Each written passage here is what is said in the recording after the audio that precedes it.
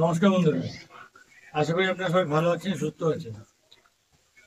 আমার কাছে কিছু পেশেন্ট আছেন, অনেক সময় বলেন যে ডাক্তার আমাদের পায়ে মানে পেশিতে টান ধরে, এবং টান ধরে তখন খুব ব্যথা হয়, মাসেল গুলো এক জায়গায় হয়ে যায়, খুব পেইন হয়। আর একজনকে বলতে হয় পাটাকে টেনে নিয়ে আস্তে আস্তে মাসেল গুলোকে সোজা করে ওই ব্যথাটা কমাতে, বা জল দিতে, বা অনেক সময় আমরা বরফও দিতে বলি সেখানে। কিন্তু এটা কেন হয়, কি করলে মানে আমরা এই ধরনের সমস্যা থেকে মুক্তি পাবো, এটা অনেক সময় বলে থাকেন। কিন্তু আমি বলবো আজকে সেটাই আর কি করলে আপনারা এই যে সমস্যা থেকে মুক্তি পেতে পারেন। নর্মালি আমাদের এই যে পায়ে পেশিতে টান ধরা, এটা অনেক সময় রাত্রিবেলা হয়ে থাকে, নকটার্নাল ক্র্যাম্পস বলে থাকি, বা রেস্টলেস সিনড্রোম বলে থাকি। এটা এই ধরনের এক্ষেত্রে কি হয় যে আমাদের কতগুলো কারণ আছে, যেটা আমাদের লাইফস্টাইলের সঙ্গে সম্পর্কযুক্ত। সেইগুলোর জন্যই আমাদের কিন্তু এই কারণ মানে এই ধরনের পায়ে আমাদের পেশিতে টান ধরে থাকে, এবং এটা খুবই কষ্টের যখন হয়। এবং আজ আমি বলবো যে এটা কেন হয় এবং কি করলে আপনি মোটামুটি এই ধরনের সমস্যা থেকে নিজে মুক্তি পাবেন। তো বলবো যে আমাদের পায়ে যে পেশিতে টান ধরে, নর্মালি এর প্রধান কারণগুলো কি? প্রধান কারণ হচ্ছে আমাদের শরীরে ডিহাইড্রেশন বা জল শূন্যতা হয়ে যাওয়া। তো জল শূন্যতা হয়ে যাওয়ার জন্য এই পায়ের পেশিতে ব্যথা হয়ে থাকে বা পায়ের পেশিতে টান ধরে থাকে।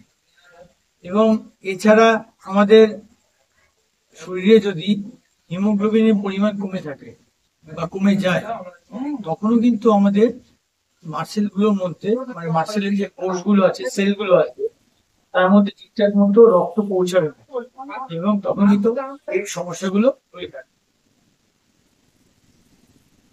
তাহলে কি করবেন কারণগুলো? প্রথমে বলবো যে যখন জল শূন্যতা হচ্ছে, যেমন বুঝতে পারছেন ডিহাইড্রেশনের জন্য হয়, তার মানে আপনার রেগুলার যদি আপনার জলের যে পরিমাণটা খাওয়ার মধ্যে, সেটা ঠিকঠাক রাখতে হবে। 8 থেকে 10 গ্লাস জল খেতে হবে। যদি আপনারা খুব বেশি রোদে ঘোরাঘুরি করেন, সেই মতো আপনাকে জল খেতে হবে। এবং স্যালাইন ওয়াটারও দরকার হলে খেতে হতে পারে কিছু কিছু ক্ষেত্রে, যদি খুব বেশি আপনার সোয়েটিং হয়ে যায়।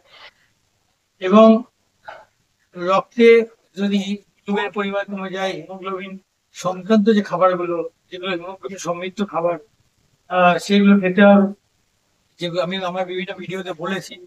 একটা বলে বিটরুট খেলে কিন্তু খুব ভালো একটা হিমোগ্লোবিনের সোর্স আছে। ডিমে খুব ভালো আয়রন থাকে, তো সেটা খেলে আপনার রক্ত বৃদ্ধি হতে পারে। তো এরকম অন্য ভিডিও তো পেয়ে যাবেন, আপনি কি করে হিমোগ্লোবিন বাড়াবে আর বাড়াবেন রক্তে। তো এটা করতে হবে। এছাড়া দেখা গেছে শরীরে পটাশিয়াম, ক্যালসিয়াম, ম্যাগনেসিয়াম এর পরিমাণ যদি কখনো ইমব্যালেন্স হয়ে যায় বা কমে যায়, সেক্ষেত্রেও কিন্তু আপনার এই যে মাসেলের ব্যথা বা পেশিতে টান ধরা, এটা হতে পারে। তো এক্ষেত্রে কি করবেন, যে ব্যালেন্স যাতে মেনটেন হয় সেই জন্য ডায়েটের দিকে রেগুলার খেয়াল রাখতে হবে। এবং যদি কখনো যদি এরকম মনে করেন যে এরকম হচ্ছে, সোডিয়াম, পটাশিয়াম, ম্যাগনেসিয়াম কম হয়ে যায়, তখন এটা ব্যালেন্স করার জন্য আপনারা কি খেতে পারেন? ওআরএস জল বা জাতীয় স্যালাইন ওয়াটার খেতে হবে আপনাকে। খেয়ে আপনাকে এটাকে ব্যালেন্স মেনটেন করতে হবে। অ্যাজ ওয়েল অ্যাজ শরীরে অনেক সময় আমি দেখা যায় আমরা কোনো একটা জায়গায় স্থিরভাবে বসে বসে কাজ করছি, অনেকক্ষণ ধরে বসে থাকার জন্য হঠাৎ করে উঠতে গেলে অনেক সময় ক্র্যাম্প ধরে যায়।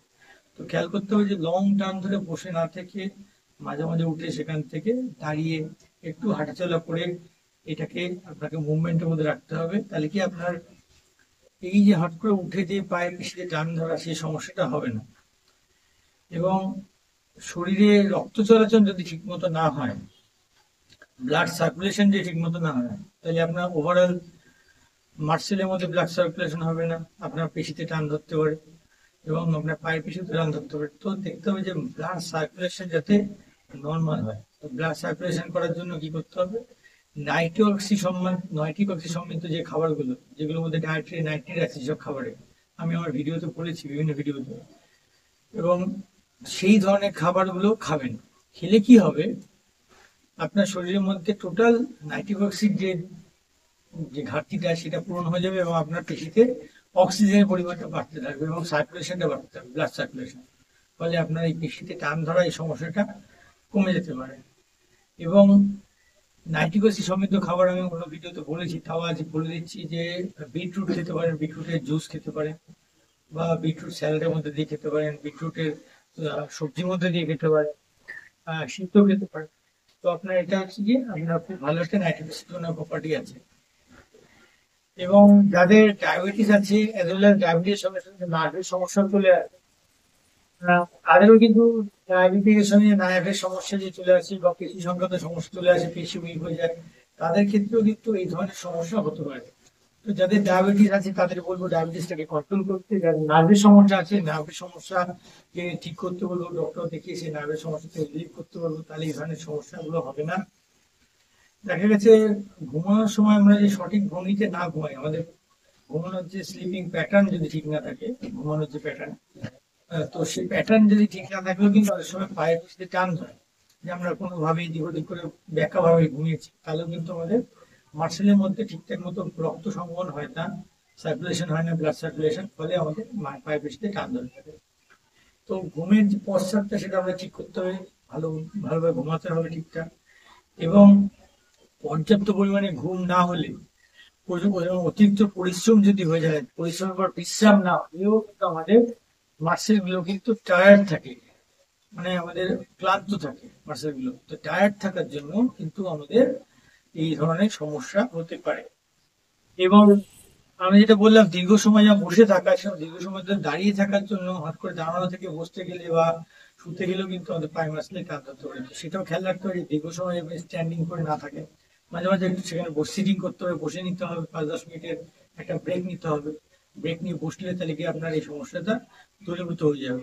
এবং কিছু কিছু দেখা যায়, কিছু কিছু ওষুধের পার্শ্ব প্রতিক্রিয়ার জন্য আমাদের কিছু ভিটামিন শরীরের মধ্যে কম হয়ে যায়। তো যেমন ধরুন কিছু বি ভিটামিন যেগুলো আছে, বি কমপ্লেক্স জাতীয় ভিটামিন, এগুলো যদি শরীরের মধ্যে কম হয়ে গেলেও অনেক সময় নার্ভের সমস্যা হয়। ভিটামিন ই যেমন আমাদের শরীরের মধ্যে কম হয়ে গেলেও নার্ভের সমস্যা হয়। তো বা এই ধরনের পেশিতে টান ধরে। তো এই ধরনের যে সমস্যাগুলোর জন্য এই ধরনের ভিটামিন সমৃদ্ধ ডাক্তারের পরামর্শ নিয়ে এই ধরনের ভিটামিন খেতে হবে আপনাকে। এবং দেখতে হবে যাতে আপনার খাদ্য খাদ্যের মধ্যে ভিটামিন ঠিক মতো সমৃদ্ধ থাকে, এবং এগুলো যাতে আপনি মেনটেন করতে পারেন। তো এটা মেনটেন করতে হবে, এগুলো খেয়াল রাখলে আপনি মোটামুটি ধরুন, আপনি এই যে পায়ে টান ধরা, পায়ে পেশিতে টান ধরা বা রাত্রিবেলা পায়ে হাত করে টান ধরা, এই সমস্ত নিতে পারবেন। আপনার সবাই ভালো থাকুন, সুস্থ থাকুন, নমস্কার।